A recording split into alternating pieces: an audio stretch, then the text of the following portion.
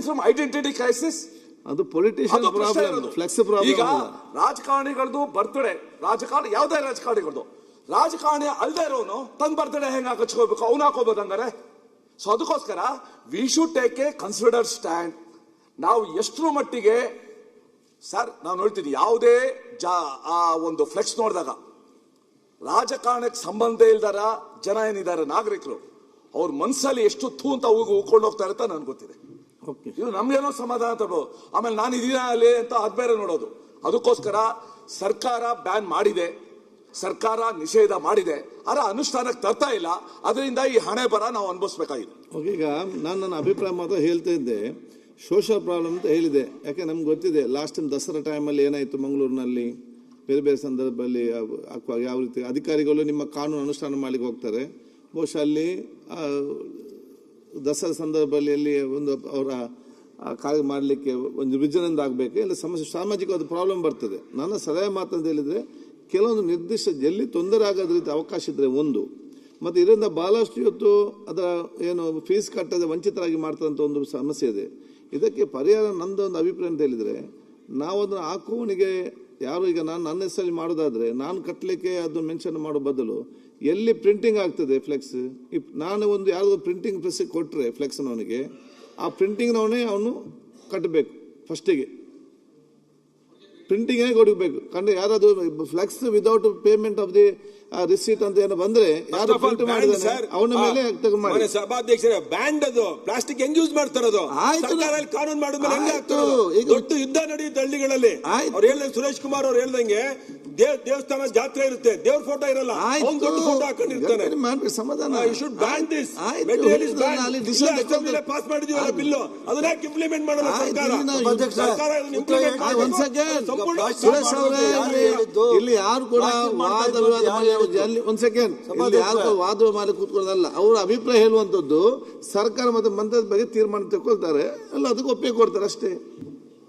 ಸನ್ಮಾನ್ಯ ಸಭಾಧ್ಯಕ್ಷರೇ, ಇಡೀ ರಾಜ್ಯದಲ್ಲಿ ಅಡ್ವರ್ಟೈಸ್ ಬೋರ್ಡ್ಗಳು 3 ಥರ ಇದಾವೆ ಸಭಾಧ್ಯಕ್ಷರೇ.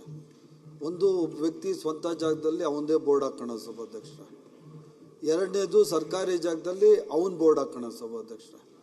ಮೂರನೇ ಆಪ್ಷನ್ನು ಬೋರ್ಡೂ ಸರ್ಕಾರದ್ದೇ, ಜಾಗನೂ ಸರ್ಕಾರದ ಸಭಾಧ್ಯಕ್ಷ. ಒಂದಷ್ಟು ಈ ಥರ ಅಡ್ವರ್ಟೈಸ್ ಬೋರ್ಡ್ಗಳು ರಾಜ್ಯದಲ್ಲಿ ಹಲವಾರು ಕಾರ್ಪೊರೇಷನ್ಸಲ್ಲಿ ULBಸಲ್ಲಿ ಇದಾವೆ ಸಭಾಧ್ಯಕ್ಷ. ಆದ್ದರಿಂದ 3 ಪ್ರತ್ಯೇಕ ವಿಭಾಗಗಳಾಗಿ ನಾವು ವಿಂಗಡಿಸಿ, ಸ್ವಂತ ಜಾಗದಲ್ಲಿರೋನ್ಗೆ ಅವನದೇ ಫ್ಲೆಕ್ಸು, ಅವನದೇ ಜಾಗಕ್ಕೆ ಒಂಥರ ಫೀಸು, ಸರ್ಕಾರಿ ಜಾಗದಲ್ಲಿ ಜಾಗ ಸರ್ಕಾರದ್ದು, ಅದು ಬೋರ್ಡ್ ಅವ್ನು ಸ್ವಂತ ಹಾಕೋಣಂಗಿದ್ರೆ ಅದೊಂಥರ ಫೀಸು, ಮತ್ತು 2 ಸರ್ಕಾರದಾದ್ರೆ ಅದೊಂಥರ ಫೀಸ್, ಅದು ಜಾಸ್ತಿ ಸಭಾಧ್ಯಕ್ಷ. ಈ 3 ಥರ ನಾವು ಇದನ್ನು ಈ ಅಡ್ವರ್ಟೈಸ್ ಬೋರ್ಡ್ಗಳು ಹಾಕಲಿಕ್ಕೆ ನಾವು ಅನುಮತಿಯನ್ನು ಕೊಡಬೇಕು ಅಂತ ಇಚ್ಛೆ ಮಾಡ್ತಾ ಇದ್ದೀವಿ ಸಭಾಧ್ಯಕ್ಷ. ಯಾಕೆ ಹೇಳ್ತಾ ಇದ್ದೀನಿ ಅಂದರೆ ಸಭಾಧ್ಯಕ್ಷ, ಈಗಾಗಲೇ ಹಲವಾರು ವರ್ಷಗಳಿಂದ ಈ ರಾಜ್ಯದಲ್ಲಿ ಯಾವುದೋ ಒಂದು ತಾಂತ್ರಿಕ ಕಾರಣ ಹೊಡ್ಕೊಂಡು ₹1 ಫೀಸ್ ಯಾರೂ ಕಟ್ತಾ ಇಲ್ಲ ಸಭಾಧ್ಯಕ್ಷ. 100 ಕೋಟಿಗಳು ಅನುದಾನ, 100 ಕೋಟಿಗಳು ಆದಾಯ ಸರ್ಕಾರಕ್ಕೆ, ಸ್ಥಳೀಯ ಸಂಸ್ಥೆಗಳಿಗೆ ಏನು ಬರಬೇಕಾಗಿತ್ತು ಅದು ಯಾವುದು ಬರ್ತಾ ಇಲ್ಲ ಸಭಾಧ್ಯಕ್ಷ. ಯಾವುದೋ ಒಂದು ಟೆಕ್ನಿಕಲ್ ಕಾರಣ ಇಟ್ಕೊಂಡು ಈ ಶುಲ್ಕ ಮತ್ತು ಫೀಸ್, ಶುಲ್ಕ ಮತ್ತು ಟ್ಯಾಕ್ಸ್ ಇವೆರಡು ಡಿಫ್ರೆನ್ಸ್ ತಗೊಂಡು ಏನೋ ತಾಂತ್ರಿಕ ಕಾರಣ ಹೊಟ್ಟು ನಮಗೆಲ್ಲ ಬಹಳಷ್ಟು 100 ಕೋಟಿಗಳ ಟ್ಯಾಕ್ಸ್ ಇವತ್ತು ಸರ್ಕಾರಕ್ಕೆ ಲಾಸ್ ಆಗಿದೆ ಸಭಾಧ್ಯಕ್ಷ. ಇನ್ನು ಮುಂದುವರಿಬಾರ್ದು ಅಂತಲೇ ಈ ಒಂದು ಆ್ಯಕ್ಟಿಗೆ ನಾವು ಅಮೆಂಡ್ಮೆಂಟ್ ತಗೋಬರ್ತಾ ಇರೋದು ಸಭಾಧ್ಯಕ್ಷ. ಈಗ ಏನೇನು ಕನ್ಫ್ಯೂಷನ್ಸ್ ಇದೆ ಎಲ್ಲರಿಗೂ ನಾನು ಕ್ಲಾರಿಫಿಕೇಶನ್ ಕೊಡ್ತೀನಿ ಸಭಾಧ್ಯಕ್ಷ. ಈಗ ಪಬ್ಲಿಕ್ ಜಾಗದಲ್ಲಿ ಹಾಕ್ಬಿಡ್ತಾರೆ ಅಂತ ಯಾರೋ ಮಾನ್ಯ ಸದಸ್ಯರು ನಮ್ಮ ಸುನೀಲ್ ಕುಮಾರ್ ಅವ್ರು ಕೇಳಿದ್ರು ಸಭಾಧ್ಯಕ್ಷ.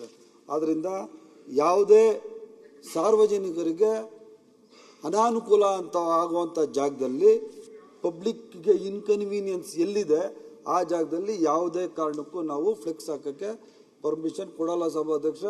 ಆ ಥರ ಯಾವುದಾದ್ರೂ ಹಾಕಿದ್ರೆ ಅದನ್ನು ಡೆಮಾಲಿಷನ್ ಮಾಡ್ತೀವಿ ಅಂತ ಫಸ್ಟ್ ನಾನು ಹೇಳಲಿಕ್ಕೆ ಬಯಸ್ತೀನಿ ಸಭಾಧ್ಯಕ್ಷ.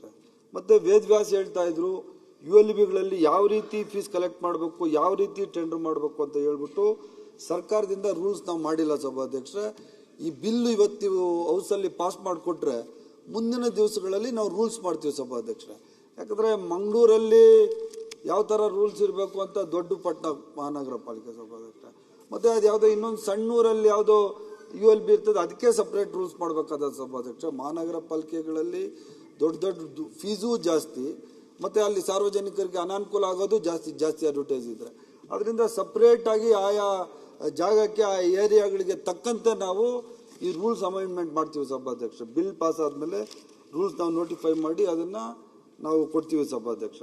ಮತ್ತು ಜ್ಯೋತಿ ಗಣೇಶ್ ಹೇಳ್ತಾ ಇದ್ರು ಫ್ಲೆಕ್ಸ್ ಬ್ಯಾನರ್ ಇದನ್ನು ಯಾವ ಥರ ಮಾಡ್ತೀವಿ ಅಂತ ಹೇಳ್ತಾ ಇದ್ರು. ಫ್ಲೆಕ್ಸು ಬ್ಯಾನರು ಸಹ ಈ ಜಾಹೀರಾತು ನಿಯಮ ಏನಿದೆ ಇದು ಅಧೀನಕ್ಕೆ ಬರ್ತದೆ ಸಭಾಧ್ಯಕ್ಷ. ಇದಕ್ಕೂ ಸಹ ಪರ್ಮಿಷನ್ ತಗೋಬೇಕು, ಇದಕ್ಕೂ ಸಹ ದುಡ್ಡು ಕಟ್ಟಬೇಕು ಸಭಾಧ್ಯಕ್ಷ. ಯಾವ ಸೈಜು ಇದೆ, ಯಾವ ಸೈಜ್ಗೆ ನಾವು 10ಕ್ಕೆ 15, 10ಕ್ಕೆ 20, 2ಕ್ಕೆ 5 ಏನು ನಾವು ಪರ್ಮಿಷನ್ ತಗೊಂಡಿರ್ತೀರಿ ಸ್ಥಳೀಯ ಸಂಸ್ಥೆಗಳಲ್ಲಿ, ಅದೇ ಪ್ರಕಾರ ರೂಲ್ಸ್ ಪ್ರಕಾರ ಅವನು ಟ್ಯಾಕ್ಸ್ ಕಟ್ಟಬೇಕಾಗ್ತದೆ ಸಭಾಧ್ಯಕ್ಷ. ಆದ್ದರಿಂದ ಆ ಥರ ಯಾವುದಾದ್ರೂ ಅನಧಿಕೃತವಾಗಿ ಹಾಕಿದ್ರೆ ಅವ್ರಿಗೆ ದಂಡ ಹಾಕುವಂಥದ್ದು ಸಹ ನಾವು ಈ ಅಮೆಂಡ್ಮೆಂಟಲ್ಲಿ ನಾವು ಹೇಳಿದ್ವಿ ಸಭಾಧ್ಯಕ್ಷ. ಯಾವುದೂ ಫ್ರೀ ಇಲ್ಲ ಸಭಾಧ್ಯಕ್ಷ. ಫ್ಲೆಕ್ಸ್ ಹಾಕಲಿ, ಬ್ಯಾನರ್ ಹಾಕಲಿ, ಅಡ್ವರ್ಟೈಸ್ ಬೋರ್ಡ್ ಹಾಕಲಿ, ಪ್ರತಿಯೊಂದಕ್ಕೂ ಶುಲ್ಕವನ್ನು ನಿಗದಿ ಮಾಡಿ ಕೊಟ್ಟಿದ್ದೀವಿ ಸಭಾಧ್ಯಕ್ಷ. ಇನ್ನೊಂದು ಸನ್ಮಾನ್ಯ ನಮ್ಮ ಅಶ್ವಥ್ ನಾರಾಯಣ್ ಅವರು ಹೇಳ್ತಾ ಇದ್ರು, ಮತ್ತು ಸುರೇಶ್ ಅವರು ಹೇಳ್ತಾ ಇದ್ರು, ನಮ್ಮ ತುಮಕೂರು ಶಾಸಕರು, ಯಾವುದೇ ಕಾರಣಕ್ಕೂ ಪ್ಲಾಸ್ಟಿಕ್ಕು ಇದರಲ್ಲಿ ನಾವು ಮಾಡೋಕ್ಕೆ ಕೊಡೋದಿಲ್ಲ ಸಭಾಧ್ಯಕ್ಷ. ಪ್ಲಾಸ್ಟಿಕ್ ಯೂಸ್ ಮಾಡುವಂಥದ್ದು ಇಟ್ಸ್ ಅಫೆನ್ಸ್, ಕಾನೂನಾತ್ಮಕವಾಗಿ ಅದು ಅಪರಾಧ ಅನ್ನಿಸ್ತದೆ. ಆ ಥರ ಯಾವುದೇ ವ್ಯಕ್ತಿ ಪ್ಲಾಸ್ಟಿಕ್ ಉಪಯೋಗಿಸಿ ಅಡ್ವರ್ಟೈಸ್ ಆಗಿದ್ರೆ ಅವನಿಗೂ ನಾವು ಫೈನ್ ಹಾಕ್ತೀವಿ. ಯಾರು ಪ್ರಿಂಟ್ ಮಾಡ್ತಾನಲ್ಲ ಅಂಗಡಿ ಅವನಿಗೂ ಸಹ ಫೈನ್ ಹಾಕುವಂತಹ ರೂಲ್ಸನ್ನು ನಾವು ಈ ಅಮೆಂಡ್ಮೆಂಟಲ್ಲಿ ತಗೋಬರ್ತಾ ಇದ್ದೀವಿ ಸಭಾಧ್ಯಕ್ಷ. ಮತ್ತು ಇನ್ನೊಂದು ವೇದವ್ಯಾಸ್ ಹೇಳ್ತಾ ಇದ್ರು, ಬೆಂಗಳೂರಿಂದ ಬಂದು ಅಡ್ವರ್ಟೈಸ್ ಆಗ್ತಾರೆ, ಮಂಗಳೂರಿಂದ ಬಂದು ಅಡ್ವರ್ಟೈಸ್ ಆಗ್ತಾರೆ, ಚಿಕ್ಕಬಳ್ಳಾಪುರದಿಂದ ಇದನ್ನು ಯಾರು ತಡೆಯೋಕ್ಕಾಗಲ್ಲ ಸಭಾಧ್ಯಕ್ಷ. ಕರ್ನಾಟಕ ರಾಜ್ಯ ಅಂದರೆ ನಮ್ಗೆ ಎಲ್ಲರಿಗೂ ಸೇರಿದ್ದು. ಈಗ ಬೆಂಗಳೂರಲ್ಲಿ ಅಡ್ವರ್ಟೈಸ್ ಆಗ್ತದೆ, ಬರೀ ಬೆಂಗಳೂರವರೇ ಬರಬೇಕು ಅಂತ ನಾವು ಹೇಳ್ತೀರಾ? ಇಡೀ ರಾಜ್ಯದಲ್ಲಿ ಯಾರು ಆ ಕೆಲಸವನ್ನು ಮಾಡ್ತಾರೆ ಅವ್ರು ಬಂದು ಮಾಡಲಿಕ್ಕೆ ಅವಕಾಶ ಇದೆ. ಮಂಗಳೂರವ್ರು ಬರೀ ಮಂಗಳೂರಲ್ಲೇ ಹಾಕಬೇಕು, ಉಡುಪಿಯವರು ಉಡುಪಿಯಲ್ಲೇ ಹಾಕಬೇಕು, ಕೋಲಾರದವ್ರು ಕೋಲಾರದಲ್ಲೇ ಹಾಕಬೇಕು ಅಂತ ಹೇಳಿ ನಾವು ರೂಲ್ಸ್ ಮಾಡೋಕ್ಕೆ ಆಗಲ್ಲ ಸಭಾಧ್ಯಕ್ಷ. ಇದು ಡೆಮಾಕ್ರೆಟಿಕಲ್ ಅನ್ಕೊಳಲ್ಲ ಸಭಾಧ್ಯಕ್ಷ. ಯಾಕಂದರೆ ಡೆಮಾಕ್ರಸಿ ಅಂದರೆ ಇಡೀ ದೇಶ ನಮ್ಮದು, ಇಡೀ ರಾಜ್ಯ ನಮ್ಮದು. ಸೊ ಅದರಿಂದ ಮಂಗಳೂರನ್ನ ಪ್ರತ್ಯೇಕ ಮಾಡೋದಾಗಲಿ, ಬೆಂಗಳೂರನ್ನ ಪ್ರತ್ಯೇಕ ಮಾಡಲಿ, ಅದು ಮಾಡೋವಂಥದ್ದು ಕಾನೂನಲ್ಲಿ ಅವಕಾಶ ಇರೋದಿಲ್ಲ ಸಭಾಧ್ಯಕ್ಷ. ಇಟ್ ಟ್ರಾನ್ಸ್ಪರೆನ್ಸಿ ಆ್ಯಕ್ಟಲ್ಲಿ ನಾವು ಅಡ್ವರ್ಟೈಸ್ ಇದು ಕರಿತೀವಿ ಸಭಾಧ್ಯಕ್ಷ. ಟೆಂಡ್ರು ಯಾರು ಟೆಂಡ್ರಲ್ಲಿ ಪಾಸ್ ಆಗ್ತಾರೆ ಅವರಿಗೆ ಅಡ್ವರ್ಟೈಸ್ ಹಾಕುವಂಥದ್ದು ಅನುವು ಮಾಡಿಕೊಡ್ತೀವಿ. ಒಬ್ಬೊಬ್ರಿಗೂ ಕೊಡ್ತೀವೋ 10 ಜನಕ್ಕೆ ಕೊಡ್ತೀವೋ ಆ ಸ್ಥಳೀಯ ಯಾವುದು ಮಹಾನಗರ ಪಾಲಿಕೆ ಇರ್ತದೆ ಅದು ಡಿಸೈಡ್ ಮಾಡ್ತದೆ ಸಭಾಧ್ಯಕ್ಷ. ಅದರಿಂದ ಇದನ್ನು ಪರ್ಟಿಕ್ಯುಲರ್ ಆಗಿ ಅಲ್ಲಿರೋರೇ ಹಾಕಬೇಕು ಅಂತ ಹೇಳಿ ನಾವು ವರ್ಗೀಕರಣ ಮಾಡುವಂಥದ್ದು ಕಾನೂನಲ್ಲಿ ಅವಕಾಶ ಇರೋದಿಲ್ಲ ಸಭಾಧ್ಯಕ್ಷ. ಅದಾದಮೇಲೆ ಸಭಾಧ್ಯಕ್ಷ ಇದನ್ನು ನಾವು ಅಡ್ವರ್ಟೈಸ್ ರೂಲ್ಸು ಯಾವ ರೀತಿ ULB ತಗೋಬೇಕು ಅಂತ ನಾನು ಹೇಳ್ದಲ್ಲ ಸಭಾಧ್ಯಕ್ಷ, ಆ ULBಸ್ಗೆ ಅದು ಅಧಿಕಾರ ಕೊಡ್ತೀವಿ. ಫೈನಲ್ ಆಗಿ ಏನಾಗಬೇಕು ಅನ್ನೋದು ಒಂದು ಜನರಲ್ ಒಂದು ರೂಲ್ಸ್ ಮಾಡ್ತೀವಿ. ಆದರೆ ಸ್ಥಳೀಯ ಸಂಸ್ಥೆಗಳಿಗೆ ಅನುಗುಣವಾಗಿ, ಆಯಾ ಸ್ಥಳೀಯ ಸಂಸ್ಥೆಗೆ ಅನುಗುಣವಾಗಿ ಅವ್ರಿಗೇನೆ ಅಧಿಕಾರವನ್ನು ಕೊಡ್ತೇವೆ ಸಭಾಧ್ಯಕ್ಷ. ಅದಾದಮೇಲೆ ಪ್ಲಾಸ್ಟಿಕ್ ಹೇಳಿದೆ ಸಭಾಧ್ಯಕ್ಷ. ಪ್ಲಾಸ್ಟಿಕ್ ಈಗಾಗಲೇ ಸುರೇಶ್ ಅವರೇ ಬ್ಯಾನ್ ಮಾಡಿದ್ದೀವಿ. ಪ್ಲಾಸ್ಟಿಕ್ಕನ್ನು ಫ್ಲೆಕ್ಸಲ್ಲಾಗಲಿ, ಬ್ಯಾನರಲ್ಲಾಗಲಿ ಅಥವಾ ಅಡ್ವರ್ಟೈಸ್ ಬೋರ್ಡಲ್ಲಾಗಲಿ ಉಪಯೋಗಿಸೋಂಥದ್ದು ಈಗಾಗಲೇ ನಿಷೇಧ ಮಾಡಿದ್ದೀವಿ. NGT ಆರ್ಡರ್ ಪ್ರಕಾರ, ನ್ಯಾಷನಲ್ ಗ್ರೀನ್ ಟ್ರಿಬ್ಯುನಲ್ ಏನು ಆರ್ಡರ್ ಇದೆ ಆ ಗ್ರೀನ್ ಟ್ರಿಬ್ಯುನಲ್ ಆರ್ಡರ್ ಪ್ರಕಾರ ಈ ಪ್ಲಾಸ್ಟಿಕ್ಕನ್ನು ನಾವು ಉಪಯೋಗ ಮಾಡಲಿಕ್ಕೆ ಬಿಡೋದಿಲ್ಲ ಸಭಾಧ್ಯಕ್ಷ. ಮತ್ತು ಯಾವ ಉದ್ದೇಶಕ್ಕೆ ಬರುವಂಥ ದುಡ್ಡು ಅಡ್ವರ್ಟೈಸಲ್ಲಿ ಬರ್ತದಲ್ಲ ದುಡ್ಡು ಸಭಾಧ್ಯಕ್ಷ, ಆ ಸ್ಥಳೀಯ ಸಂಸ್ಥೆಗಳಿಗೆ ಕೊಡ್ತೀವಿ ಸಭಾಧ್ಯಕ್ಷ. ನಾವೇನು ಅದನ್ನು ಅರ್ಬನ್ ಡೆವಲಪ್ಮೆಂಟ್ ಈಗ ಮಂಗಳೂರಿಂದ ಯಾವುದಾದ್ರೂ ಟ್ಯಾಕ್ಸ್ ನಮಗೆ 10 ಕೋಟಿ 20 ಕೋಟಿ ನಮಗೆ ಕಲೆಕ್ಟ್ ಆದರೆ ಆ ದುಡ್ಡು ಸ್ಥಳೀಯ ULBಗೆ ಕೊಡ್ತೀವಿ ಸಭಾಧ್ಯಕ್ಷ. ವೇದವ್ಯಾಸ ಪಾಪ MLA ಇದ್ದಾರೆ, ಅವ್ರ ಕಾನ್ಸೆನ್ಸಿಗೆ ಜಾಸ್ತಿ ಕೊಡೋಣ ಸಭಾಧ್ಯಕ್ಷ. ಸ್ಥಳೀಯವಾಗಿ ಏನು ಫೀಸ್ ಕಲೆಕ್ಟ್ ಆಗ್ತದೆ ಆಯಾ ಭಾಗದಲ್ಲಿ ಆ ULBಗೆ ಕೊಡ್ತೀವಿ, ಆ ಕಾರ್ಪೊರೇಷನ್ಗೆ ಕೊಡ್ತೀವಿ. ಸರ್ಕಾರಕ್ಕೆ ತಗೊಂಬರುವಂತಹ ಪ್ರಶ್ನೆ ಇಲ್ಲ ಸಭಾಧ್ಯಕ್ಷ. ಮತ್ತು ಭಾಳಷ್ಟು ಅನಧಿಕೃತವಾದ ಫ್ಲೆಕ್ಸ್ಗಳು ಈ ರಾಜ್ಯದಲ್ಲಿ ಇದೆ ಅಂತ ಸನ್ಮಾನ್ಯ ಸದಸ್ಯರು ಹೇಳಿದರು ಸಭಾಧ್ಯಕ್ಷ. ಆದ್ದರಿಂದ ನಾವು IT ಬೇಸ್ಡ್ ಸೊಲ್ಯೂಷನ್ ತಂತ್ರಜ್ಞಾನವನ್ನು ಯೂಸ್ ಮಾಡ್ಕೊಂಡು ಸಭಾಧ್ಯಕ್ಷ ನಾವು ಡ್ರೋನ್ ಸರ್ವೆ ಆ ಥರದ್ದೆಲ್ಲ ಏನೇನು AI ಎಲ್ಲ ಆರ್ಟಿಫಿಷಿಯಲ್ ಇಂಟೆಲಿಜೆನ್ಸ್ ಉಪಯೋಗಿಸಿ ಎಲ್ಲೆಲ್ಲಿ ಬೋರ್ಡುಗಳು ಅದು ಕಾನೂನಾತ್ಮಕವಾಗಿದೆಯಾ, ಅನಧಿಕೃತವಾಗಿದೆಯಾ, ಇದಕ್ಕೆ ಟ್ಯಾಕ್ಸ್ ಕಟ್ತಾ ಇದೆಯಾ, ಅಳತೆಗೆ ಅನುಸಾರವಾಗಿ ಇವರು ಫ್ಲೆಕ್ಸ್ ಹಾಕಿದ್ದಾರೆ ಅನ್ನೋದನ್ನೆಲ್ಲ ನಾವು ತಂತ್ರಜ್ಞಾನವನ್ನು ಉಪಯೋಗಿಸ್ಕೊಂಡು ಕರೆಕ್ಟಾಗಿ ಟ್ಯಾಕ್ಸ್ ಕಟ್ಟುವಂಥದ್ದು, ಟ್ಯಾಕ್ಸ್ ವಸೂಲಿ ಮಾಡುವಂಥ ಕೆಲಸವನ್ನು ಸಹ ನಾವು ಮಾಡ್ತೀವಿ ಸಭಾಧ್ಯಕ್ಷ. ಆದ್ದರಿಂದ ಎಲ್ಲ ಟ್ಯಾಕ್ಸ್, ಎಲ್ಲ ರಾಜ್ಯದಲ್ಲಿರುವಂಥ ಎಲ್ಲ ಫ್ಲೆಕ್ಸು ಎಲ್ಲ ಇವನ್ನ ನಾವು ಟೆಂಡರ್ ಮುಖಾಂತರನೇ ಮಾಡ್ತೀವಿ ಸಭಾಧ್ಯಕ್ಷ. ಟ್ರಾನ್ಸ್ಪರೆನ್ಸಿ ಇದರಲ್ಲಿ ಆ್ಯಕ್ಟಲ್ಲಿ ಮಾಡ್ತೀವಿ ಸಭಾಧ್ಯಕ್ಷ. ಮತ್ತು ಸನ್ಮಾನ್ಯ ಇನ್ನೊಬ್ಬ ನಮ್ಮ ಇವ್ರು ಯಾರೋ ಕೇಳಿದ್ರು ಸಭಾಧ್ಯಕ್ಷ, LEDಗೆ ನಮ್ಮ ಶಿವಲಿಂಗೇಗೌಡರನ್ನ ಕೇಳ್ತಾ ಇದ್ರು ಸಭಾಧ್ಯಕ್ಷ, LEDಗೆ ಏನು ಮಾಡ್ತಾ ಇದ್ದೀರಿ ಅಂತ. LEDಗೂ ಸಹ ಈ ಟ್ಯಾಕ್ಸ್ ದುಡ್ಡು ಅದಕ್ಕೂ ಸಪ್ರೇಟಾಗಿ ಫಿಕ್ಸ್ ಮಾಡ್ತೀವಿ ಸಭಾಧ್ಯಕ್ಷ. ಫೀಸ್ ಫೀಸ್ ನಾವು ಫಿಕ್ಸ್ ಮಾಡ್ತೀವಿ, LED ಸಪ್ರೇಟ್ ಫಿಕ್ಸ್ ಮಾಡಿ ಅದನ್ನು ಕಲೆಕ್ಟ್ ಸಹ ಮಾಡ್ತೀವಿ ಸಭಾಧ್ಯಕ್ಷರೇ. ಉತ್ತರ ಕೊಡ್ತೀವಿ. ಏನು ಕೇಳ್ಬಿಡು ಕೇಳಿ ನೋಡಿ, ಸಚಿವರು ನಾನು ಕೇಳಿದ ಪ್ರಶ್ನೆಯನ್ನು ಅವರು ತಪ್ಪಾಗಿ ತಗೊಂಡಿದ್ದಾರೆ. ನಾನು ಕೇಳುವುದು ಏನು ಅಂತ ಕೇಳಿದರೆ, ಬೆಂಗಳೂರಿನಲ್ಲಿ ಇಲ್ಲಿಂದ ಅವರಿಗೆ ಮೊನ್ನೆ ಒಂದು ಪೊಲೀಸ್ ಔಟ್ಪೋಸ್ಟ್ ಚೆಕ್ ಪೋಸ್ಟ್ ಥರ ಒಂದು 100-200 ಚೆಕ್ ಪೋಸ್ಟ್ ಅಲ್ಲಿ ಯಾರೋ ಒಂದು ಕಾಂಟ್ರಾಕ್ಟ್ ಬೆಂಗಳೂರಿನವ್ರು ಬಂದು ಹಾಕಿ, ಬೆಂಗಳೂರಲ್ಲ ತಮಿಳ್ನಾಡು ಇರಲಿ ಯಾರೋ ಒಬ್ಬ ಹಾಕಿದ್ದಾನೆ. ಅವನು ಸ್ಥಳೀಯ ಪೊಲೀಸ್ ಇಲಾಖೆಯವರ ಹತ್ರ ಕೂಡ ಯಾವುದೇ ಮಾಹಿತಿ ಕೊಟ್ಟಿಲ್ಲ. ಸ್ಥಳೀಯ ಆ ಜಾಗ ಯಾರ್ದು, ಮಹಾನಗರ ಪಾಲಿಕೆ, ಅವರಿಗೂ ಮಾಹಿತಿ ಕೊಟ್ಟಿಲ್ಲ. ಅವನು ಬೇಕಾಬಿಟ್ಟಿ ಬಂದು ಟೆಂಡರ್ ತಗೊಂಡಿದ್ದಾನೆ ಅಂತೇಳಿ ಅವನು ಫುಟ್ಪಾತ್ ಮೇಲೆ, ಎಲ್ಲೆಲ್ಲಿ ರಾಜಕಾಲುವೆ ಮೇಲೆ, ಯಾವ್ಯಾವ ಮೀಡಿಯನ್ ಮೇಲೆ ಕಟ್ಕೊಂಡು ಹೋಗಿದ್ದಾನೆ, ಚೆಕ್ ಪೋಸ್ಟ್ ಥರ ಕಟ್ಟಿದ್ದಾನೆ. ಇವರು ಇಲ್ಲಿಂದ ಟೆಂಡರ್ ಕೊಡ್ಲಿ, ಅಲ್ಲಿ ಬಂದ ನಂತರ ಸ್ಥಳೀಯ ಸಂಸ್ಥೆ ಆಡಳಿತ ಪೊಲೀಸ್ ಇಲಾಖೆಯೊಂದಿಗೆ ಕೂತ್ಕೊಂಡು ಅವರು ನಿಗದಿಪಡಿಸಿದ ಜಾಗದಲ್ಲಿ ಹಾಕಬೇಕು. ಬಿಟ್ರೆ ಅವನು ಖುಷಿ ಬಂದ ಜಾಗದಲ್ಲಿ ಹಾಕಿಕೊಡ್ಲಿಕ್ಕೆ ಅವನ ಅಪ್ಪನ ಜಾಗ ಅಲ್ಲ, ಅದು ಮಹಾನಗರ ಪಾಲಿಕೆ ಜಾಗ. ಅವನು ಟೆಂಡರ್ ತಗೊಂಡಿದ್ದಾನೆ ಅಂತ ಹೇಳಿದ್ರೆ ನಾಳೆ ರಸ್ತೆ ಮಧ್ಯದಲ್ಲಿ ಕಟ್ಬಿಡುದಾ? 3 ಕಡೆ ರಸ್ತೆ ಮಧ್ಯದಲ್ಲಿ ಕಟ್ಟಿದ್ದಾನೆ ಅವನು. ನಾನು ಇದನ್ನು ಯಾಕೆ ಹೇಳ್ತೇನೆ ಅಂತ ಕೇಳಿದ್ರೆ, ಸಾರ್ವಜನಿಕರು ನಗಾಡ್ತಾರೆ, ಸಾರ್ವಜನಿಕರಿಗೆ ನಿಯಮ ಗೊತ್ತಿಲ್ಲ. ಶಾಸಕರೇ ನೀವೇನು ಮಾಡ್ತೀರಿ ನೋಡಿ, ಇಲ್ಲಿ ರಸ್ತೆ ಮಧ್ಯದಲ್ಲಿ ಕಟ್ಟಿದ್ದಾರೆ ಅಂತ ನಮ್ಮ ಹತ್ರ 1000 ಪ್ರಶ್ನೆ ಕೊಡ್ತಾರೆ. ತಪ್ಪು ಮಾಡುವವರು ಇವರು, ಪ್ರಶ್ನೆಗೆ ಉತ್ತರ ನಾವು ಕೊಡಬೇಕಾ? ಇದು ಒಂದು ಪ್ರಶ್ನೆ. ಎರಡನೇದು ಎಲ್ಲ ಈ ಹಿಂದೆ ನಿಯಮ ಇತ್ತು, ಹೋರ್ಡಿಂಗ್ಸ್ಗೆ ಟ್ಯಾಕ್ಸ್ ಇದೆ, ರೆವೆನ್ಯೂ ಕಲೆಕ್ಟ್ ಆಗುತ್ತೆ ಮಹಾನಗರ ಪಾಲಿಕೆಗೂ ಸ್ಥಳೀಯ ಸಂಸ್ಥೆಗಳಿಗೆ. ಇದು 1ನೇ ಭಾಗ. ನಾನು ಕೇಳುವಂಥದ್ದು, ಇಷ್ಟು ವರ್ಷದಿಂದ ಆ ಹೋರ್ಡಿಂಗ್ಸ್ಗಳಿಗೆ ಸ್ಥಳೀಯವಾಗಿ ಮಹಾನಗರ ಪಾಲಿಕೆ ಟೆಂಡರ್ ಕರೆದು ಯಾರು ಟೆಂಡರಲ್ಲಿ ಅತ್ಯಧಿಕವಾಗಿ ಕೋಟ್ ಮಾಡಿಕೊಂಡು ಭಾಗವಹಿಸ್ತಾರೆ ಅದು ಬೇರೆ. ಇವರು ಬೆಂಗಳೂರಿನಿಂದ ಹೋರ್ಡಿಂಗ್ಸ್ಗೆ, ಅಲ್ಲಿ ಮಂಗಳೂರಿನ ಹೋರ್ಡಿಂಗ್ಸ್ಗೆ ಟೆಂಡರ್ ಕರೆದಾಗ ಅದಕ್ಕೆ ಇವರು ಮಾನದಂಡ ಹಾಕ್ತಾರೆ. ಇವನ ಹತ್ರ ವರ್ಷಕ್ಕೆ ಇಷ್ಟು ಬಿಸ್ನೆಸ್ ಇರಬೇಕು. ಆ ಸ್ಥಳೀಯ 25 ವರ್ಷದಿಂದ ಮಾಡಿಕೊಂಡವನು ಏನು ಮಾಡ್ಬೇಕು ಹೇಳಿ? ಅವನು ಇಲ್ಲಿ ಬಂದು ಭಾಗವಹಿಸ್ಲಿಕ್ಕಾಗಲ್ಲ. ಅದರಲ್ಲಿ ಆ ಕ್ಯಾಪಿಟಲ್ ಇನ್ವೆಸ್ಟ್ಮೆಂಟ್ ಮಾಡಿರ್ತಾನೆ, ಅವನು ಆ ಫೌಂಡೇಶನ್ ಕಟ್ಟಿರ್ತಾನೆ, ಕಬ್ಬಿಣದ ರೋಡ್ ಕಟ್ಟಿರ್ತಾನೆ, ಅದೆಲ್ಲ ಅವನು ಕಟ್ಟಿರ್ತಾನೆ. ಅವನು ಕಟ್ಟಿದ ಫೌಂಡೇಶನ್ ಮೇಲೆ ಈ ಬೆಂಗಳೂರಿನವನು ಬಂದು, ಯಾರೋ ತಮಿಳ್ನಾಡು ಬಂದು ಫ್ಲಕ್ಸ್ ಹಾಕ್ತಾನೆ, ಹೋರ್ಡಿಂಗ್ಸ್ ರೆಂಟ್ ಕಲೆಕ್ಟ್ ಮಾಡ್ತಾನೆ. ಇದಕ್ಕೆ ಕಾನೂನು ರೀತಿಯಲ್ಲಿ ಅವರು ಕೋರ್ಟಿಗೆ ಹೋಗಿದ್ದಾರೆ. ಕೋರ್ಟಿಗೆ ಹೋದಾಗ UD ಡಿಪಾರ್ಟ್ಮೆಂಟ್ನ ಮಹಾನಗರ ಪಾಲಿಕೆ ಅಧಿಕಾರಿಗಳು ಕೋರ್ಟಿನಲ್ಲಿ ಹಾಕಿದಂತ ಅರ್ಜಿಯನ್ನು ಹಿಂದೆ ಪಡ್ಕೊಳ್ಳಿ ಅಂತೇಳಿ ಅವರಿಗೆ ಥ್ರೆಟ್ ಕೊಡ್ತಾ ಇದ್ದಾರೆ. ನಾನು ಕೇಳೋದು, ಈ ರೀತಿ ಪರಿಸ್ಥಿತಿ ಯಾಕೆ ಆಗ್ತಾ ಇದೆ? ಸುಮ್ಮನೆ ಇದು ವೇದವ್ಯಾಸು ಸುಮ್ಮನೆ ಹೇಳೋದಲ್ಲ ಸಭಾಧ್ಯಕ್ಷರೇ. ಕೋರ್ಟಿಗೆ ಅರ್ಜಿ ತಂದು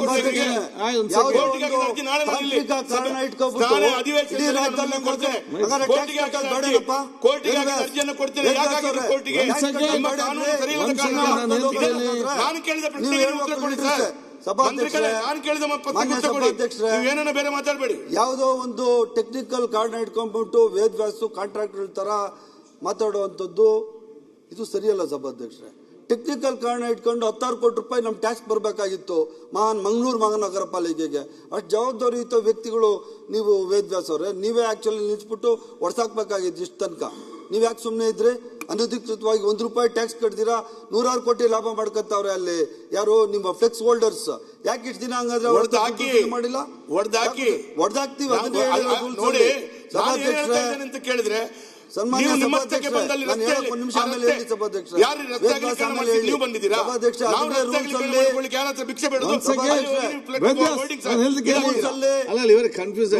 ನಾವು ಅದೇ ತಗೊಂಬತ್ತಾರೆ. ವೇದವ್ಯಾಸ್ ಒಂದು ನಿಮಿಷ, ವೇದವ್ಯಾಸ್ ನಿಮ್ಗೆ ಒಂದು ನಾನು ಹೇಳ್ತಾ ಇರುವಂತದ್ದು ಏನು, ನೀವು ನಿಮಗೆ ಸರ್ಕಾರಕ್ಕೆ ರೆವೆನ್ಯೂ ಆಗಬೇಕು, ರೆವೆನ್ಯೂ ನಷ್ಟ ಆಗಬೇಕು ಅಂತ ನಾನು ಹೇಳ್ತಾ ಇಲ್ಲ. ರೆವೆನ್ಯೂ ಕಲೆಕ್ಟ್ ಮಾಡಿ ನೀವು ಬೆಂಗಳೂರಿನಿಂದ ಟೆಂಡರ್ ಕರಿತೀರಾ, ಕರ್ಕೊಳ್ಳಿ. ಆದರೆ ಅಲ್ಲಿ ಆ ಬೆಂಗಳೂರಿನಲ್ಲಿ ಟೆಂಡರ್ ಕರೆಯುವಾಗ ಯಾವ ಜಾಗ ನಿಗದಿ ಮಾಡಬೇಕು ಸ್ಥಳೀಯ ಸಂಸ್ಥೆಗೆ ಗೊತ್ತಿರಬೇಕಲ್ಲ. ಈಗ ಪೊಲೀಸ್ ಕಮಿಷನರ್ ಅವರಿಗೆ ಗೊತ್ತಿಲ್ಲ. ನಾನು ಇಲ್ಲಿ ಕೇಳಿದೆ ವಿಚಾರ.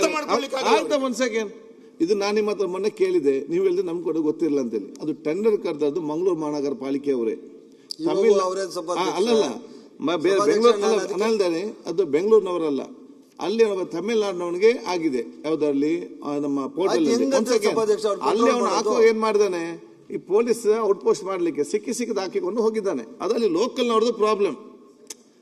ಈಗ ನನ್ನ ಆಕ್ಚುಲಿ ಟೆಂಡರ್ ಆದದ್ದು ಮಂಗಳೂರು ಮಹಾನಗರ ಪಾಲಿಕೆಗೆ, ನಮ್ಮ ನಗರಸಭೆಯಲ್ಲಿ ಬಂದು ಅವನೇ ಹಾಕಿದ್ದ. ಅದು ನಾನು ಇಮಿಡಿಯೇಟ್ ತೆಗೆಸಿಬಿಟ್ಟಿದೆ ನೈಟಿಗೆ. PWD ಹೇಳಿದ ಅವ್ರು ಕ್ಲಿಯರ್ ಮಾಡಿದ್ದಾರೆ. ಆದ್ರೆ ಇವರು ಎಲ್ಲಂತ ಹೇಳಿದ್ರೆ, ಯಾರಿಗಾದ್ರೂ ಈ ರೀತಿ ಕೊಟ್ಟಾಗ ಅವ್ರು ಎಲ್ಲಿ ಎಲ್ಲ ಆಗ್ಬೇಕಂತ ಒಪ್ಪಿಗೆ ತಗೊಳ್ಬೇಕು. ಸಭಾಧ್ಯಕ್ಷರೇ, ನಾನು ಹೇಳ್ತಾ ಇರೋದು ವೇದವ್ಯಾಸ್ ಅವ್ರಿಗೆ ಯಾರ್ಯಾರು ಅನಧಿಕೃತವಾಗಿ ಹಾಕಿದ್ದಾರೆ ಸಭಾಧ್ಯಕ್ಷರೇ, ಯಾವುದು ಜನಗಳಿಗೆ ಅನಾನುಕೂಲ ಆಗುವಂಥ ಜಾಗದಲ್ಲಿ ಎಲ್ಲೆಲ್ಲಿ ಹಾಕಿದ್ದಾರೆ, ಫ್ಲೆಕ್ಸ್ ಆಗಲಿ ಅದೆಂಥದ್ದು ಪೊಲೀಸ್ ಚೌಕಿ ಆಗಲಿ ಅದೆಲ್ಲ ತೆಗೆಯುವಂಥದ್ದೇ ರೂಲ್ಸು ಸಭಾಧ್ಯಕ್ಷರೇ. ಕಾರ್ಪೊರೇಷನ್ ಎಲ್ಲಿ ಗುರುತಿಸಿದೆ ಅಂಥ ಜಾಗದಲ್ಲಿ ಮಾತ್ರ ಈ ಅಡ್ವರ್ಟೈಸ್ ಬೋರ್ಡ್ ಹಾಕ್ಲಿಕ್ಕೆ ಅವಕಾಶ ಮಾಡಿಕೊಡ್ತಾ ಇದೀವಿ ಸಭಾಧ್ಯಕ್ಷರೇ. ಅನಧಿಕೃತವಾಗಿ ಯಾವ್ಯಾವ್ದು ಹಾಕಿದ್ದಾರೆ ಅವನ್ನೆಲ್ಲ ಹೊಡೆಯುವಂಥದ್ದು, ಕ್ರಿಮಿನಲ್ ಕೇಸ್ ಹಾಕುವಂಥದ್ದು ಕೆಲಸ ಸಹ ನಾವು ಮಾಡ್ತಾ ಇದೀವಿ ಸಭಾಧ್ಯಕ್ಷರೇ. ಇದರಲ್ಲಿ ಅನುಮಾನ ಬೇಡ ಸಭಾಧ್ಯಕ್ಷರೇ. ನಾನು ಏನು ಹೇಳಕೊಟ್ಟೆ ಅಂದ್ರೆ ಸಭಾಧ್ಯಕ್ಷರೇ, ಯಾವುದೋ ಒಂದು ತಾಂತ್ರಿಕ ಕಾರಣ ಇಟ್ಕೊಂಡು 100 ಕೋಟಿ ನಷ್ಟ ಆಗಿದೆ ಸಭಾಧ್ಯಕ್ಷರೇ. ನಮಗೆ ಅಡ್ವರ್ಟೈಸು ಮಂಗಳೂರು ಅಂತ ದೊಡ್ಡ ಪಟ್ಟಣದಲ್ಲಿ ₹1 ಟ್ಯಾಕ್ಸ್ ಬರ್ತಾ ಇಲ್ಲ ಸಭಾಧ್ಯಕ್ಷರೇ. ನಮಗೆ ₹1 ಟ್ಯಾಕ್ಸ್ ಬರ್ತಾ ಇಲ್ಲ. 3 ಕೋಟಿ 60 ಲಕ್ಷ ರೂಪಾಯಿ ವಾರ್ಷಿಕವಾಗಿ ಟ್ಯಾಕ್ಸ್ ಬರುತ್ತೆ. ಈಗಾಗಲೇ ಮಂಗಳೂರು ಮಹಾನಗರ ಪಾಲಿಕೆಗೆ ನೀವು 1 ಪೈಸೆ ಬರಲ್ಲ ಅಂತ ಹೇಳ್ಬೇಡಿ. 3 crore 60 lakhs rupees every year holdings rent is coming, revenue is coming. ಸಭಾಧ್ಯಕ್ಷ ಅನ್ಅಫಿಷಿಯಲ್ ಬೋರ್ಡ್ ಯಾರು ಹಾಕಿದ್ದಾರೆ ಅವ್ರ ಬಗ್ಗೆ ಸಭಾಧ್ಯಕ್ಷ ಅವ್ರು ಅರ್ಥನೇ ಮಾಡ್ಕೊಂಡಿಲ್ಲ. ಸೆಂಟ್ರ್ ಗೆದ್ದೇಳ್ರ ನಾನೇನು ಮೈಕ್ ಪ್ರಾಬ್ಲಮ್ ಸಭಾಧ್ಯಕ್ಷ, ನಾನು ಸ್ಪಷ್ಟವಾಗಿ ಹೇಳ್ತಾ ಇದ್ದೀನಿ, ಅನಧಿಕೃತವಾಗಿ ಯಾರ್ಯಾರು ಬೋರ್ಡ್ಗಳು ಹಾಕಿದ್ದಾರೆ ಅವರು ಟೆಕ್ನಿಕಲ್ ಕಾರ್ಡ್ಗಳನ್ನ ಹೇಳ್ಕೊಂಡು ಅವರು ₹1 ಟ್ಯಾಕ್ಸ್ ಕಟ್ತಾ ಇಲ್ಲ. ಅಂಥವ್ರು ಬೋರ್ಡ್ಗಳನ್ನ ನಾವು ಹೊಡೆದಾಕ್ತೀವಿ, ಅಂಥವ್ರನ್ನ ತೆರವುಗೊಳಿಸ್ತೀವಿ, ಅಂಥವ್ರು ಸಹ ಟೆಂಡರ್ ಮಾಡಿ ಸರ್ಕಾರಕ್ಕೆ ಆದಾಯ ಬರೋ ಥರ ಮಾಡ್ತೀವಿ ಅನ್ನೋದು ಅಷ್ಟೇನೆ ಸಭಾಧ್ಯಕ್ಷರೇ. ಇದರಲ್ಲಿ ಮತ್ತೆ ಇನ್ನು ಉಳಿದಿದ್ದು ಯಾವ್ಯಾವ್ದಿದೆ ಸಭಾಧ್ಯಕ್ಷ, ಸರ್ಕಾರದ್ದು ಯಾವುದಿದೆ, ಪ್ರೈವೇಟ್ ಜಾಗದಲ್ಲಿ ಯಾವುದಿದೆ, ಸ್ವಂತ ಜಾಗದಲ್ಲಿ ಯಾವ್ದು ಹಾಕೊಂಡಿದ್ದಾರೆ, ಇವೆಲ್ಲಕ್ಕೂ ಟ್ಯಾಕ್ಸ್. ಈಗ ಯಾರೋ ಒಬ್ರು ಸ್ವಂತ ಜಾಗದಲ್ಲಿ ಹಾಕ್ತಾರೆ ಸಭಾಧ್ಯಕ್ಷ, ಜಾಗವನ್ನು ಅವ್ರದ್ದೇ, ಫ್ಲೆಕ್ಸು ಅವ್ರದ್ದೇ. ಅವ್ರು ನಾವು ಇನ್ಸಿಸ್ಟ್ ಮಾಡೋಕ್ಕಾಗಲ್ಲ ಸಭಾಧ್ಯಕ್ಷರೇ, ಇದು ನಾವು ಹರಾಜ್ ಆಗ್ತಾ ಇದೀವಿ ಕೊಡಿ ಅಂತ ಹೇಳೋಕ್ಕಾಗ್ತಾ ಇಲ್ಲ. ಅವ್ರಿಗೆ ಕೊಡಬೇಕು, ಅವ್ರಿಗೊಂದು ದುಡ್ಡು ಫಿಕ್ಸ್ ಮಾಡ್ತೀವಿ, ಅವರು ಒಂದಷ್ಟು ಅಲ್ಪ ಪ್ರಮಾಣದ ದುಡ್ಡು ಸರ್ಕಾರಕ್ಕೆ ಕಾರ್ಪೊರೇಷನ್ ಟ್ಯಾಕ್ಸ್ ಕಟ್ಟಬೇಕು. ಎಲ್ಲೆಲ್ಲಿ ಅನಧಿಕೃತ ಸರ್ಕಾರಿ ಜಾಗದಲ್ಲಿ ಹಾಕಿದಾರಲ್ಲ ಸಭಾಧ್ಯಕ್ಷರೇ, ಅವ್ರಿಗೆ ಹೆಂಗೆ ಬಿಡಕ್ಕತ್ತದೆ ಸಭಾಧ್ಯಕ್ಷ? ಸರ್ಕಾರಿ ಜಾಗದಲ್ಲಿ ಹಾಕಿರೋವಂಥದ್ದು ಪ್ರೈವೇಟ್ ಅಡ್ವರ್ಟೈಸ್ ಹಾಕಿರೋನ್ಗೆ ನಾವು ಸರ್ಕಾರ ಫಿಕ್ಸ್ ಮಾಡ್ತೀವಿ, ಕಾರ್ಪೊರೇಷನ್ ಫಿಕ್ಸ್ ಮಾಡ್ತದೆ, ನಾವು ಟೆಂಡರ್ ಮಾಡ್ತೀವಿ, ನಾವು ಎಷ್ಟು ಫೀಸ್ ಹಾಕಿದೀವಿ ಅಷ್ಟು ಕೊಡಬೇಕು. ಅವನು ಆಗಿಲ್ಲ ಅಂದರೆ ಇನ್ನೊಬ್ಬನ ಬಂದು ಹಾಕತ್ತಾನೆ. ನಮ್ದು ಇಷ್ಟೇ ಸಭಾಧ್ಯಕ್ಷ, ಸಂಪೂರ್ಣವಾಗಿ ನಮಗೆ 100 ಕೋಟಿಗಳ ಆದಾಯ ಇದೆ. ಆ ಎಲ್ಲ ಆದಾಯನ ಸ್ಥಳೀಯ ಸಂಸ್ಥೆಗಳು ಕೊಡಬೇಕು ಅನ್ನೋದಷ್ಟೇ ಉದ್ದೇಶ. ನಾನು ಆಗಲೇ ಹೇಳ್ದಲ್ಲ ಸಭಾಧ್ಯಕ್ಷ, 3 ಥರವಾದ ಟ್ಯಾಕ್ಸ್ ಅನ್ನು ಕಲೆಕ್ಟ್ ಮಾಡಿ ಆಯಾ ಸ್ಥಳೀಯ ಸಂಸ್ಥೆಗಳಿಗೆ ಅನುಕೂಲ ಮಾಡೋದಷ್ಟೇ ನನ್ನ ಉದ್ದೇಶ ಸಭಾಧ್ಯಕ್ಷ. ಈಗ ವಿಧೇಯಕವನ್ನು ಖಂಡವಾಗಿ ಮತ್ತೆ ಈ ಬಿಲ್ ತರಕ್ ನಮ್ಮೇನು ವಿರೋಧ ಇಲ್ಲ. ಸಾರ್ವಜನಿಕ ಸ್ಥಳ ಫುಟ್ಪಾತ್ ಮೇಲೆಲ್ಲ ಹಾಕುವಂತ